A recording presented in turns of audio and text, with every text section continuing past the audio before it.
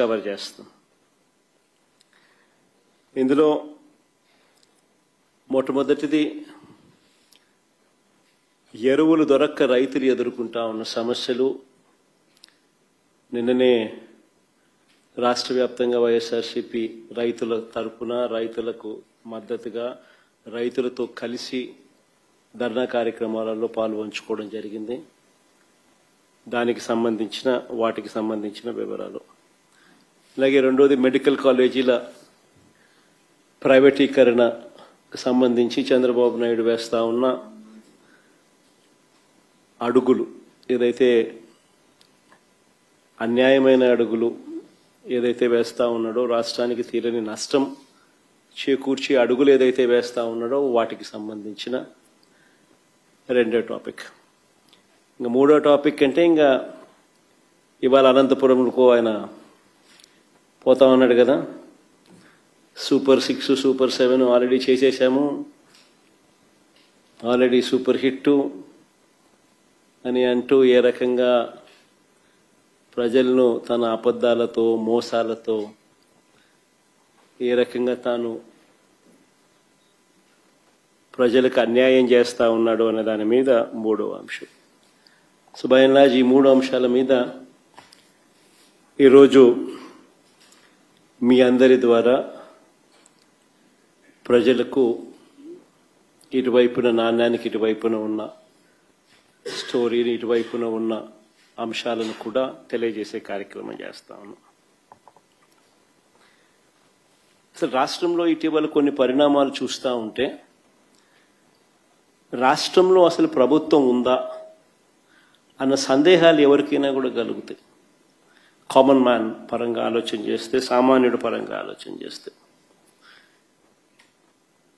ఎందుకనంటే రాష్ట్రం అన్నది, ఒక గవర్నమెంట్ అన్నది చేయాల్సిన రొటీన్ కార్యక్రమాలు, చేయాల్సిన రొటీన్ బాధ్యతలు, maintenance of law and order ఇవాళ లేదు. ప్రజాస్వామ్యయుతంగా గొంతు విప్పే పరిస్థితి ఈరోజు లేదు. రెడ్ బుక్ రాజ్యాంగం అని అంటా ఉన్నారు. ప్రజాస్వామ్యయుతంగా గొంతు విప్పితే ఆ గొంతును నలిపేస్తా ఉన్నారు. ప్రజలకు అభివృద్ధి లేదు, ప్రజలకు సంక్షేమం లేదు, రెండే లేవు. ఎకానమీ పరిస్థితి చూస్తే తిరోగమనం.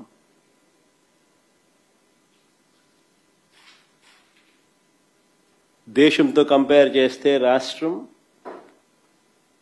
రాష్ట్ర ఎకానమీ తిరోగమనంలో ఉంది.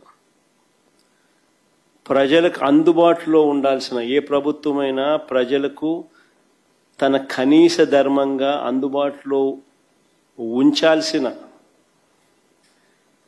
విద్య, వైద్యం, వ్యవసాయం ఈరోజు ప్రైవేట్ వ్యక్తుల దోపిడీకి ఈరోజు మన కళ్ళ ఎదుటే గురవుతా ఉన్నాయి.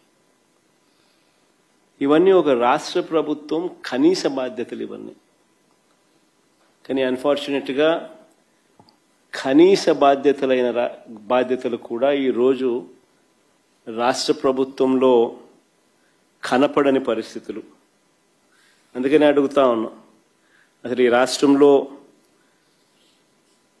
పాలన అనేది సాగుతూ ఉన్నది ప్రజల కోసం సాగుతూ ఉందా, లేకపోతే దోపిడీదారుల కోసం ఈ పాలన సాగుతూ ఉందా అన్నది నిజంగా అర్థం కాని విషయమే. ఒక క్వశ్చన్ మార్క్.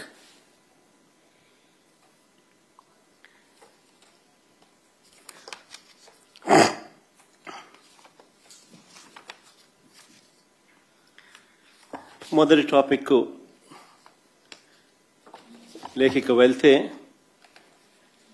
రైతులకు అందాల్సిన ఎరువులు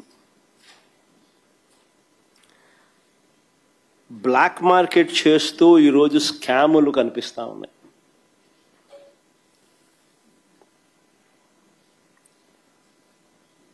దాన్ని నిరసిస్తూ మా పార్టీకి సంబంధించిన నాయకులు, కార్యకర్తలు రైతులకు తోడుగా నిలబడుతూ రైతుల పక్షాన రైతులతో కలిసి ఆర్డీఓలకు నిన్న అర్జీ ఇచ్చే కార్యక్రమం చేశారు.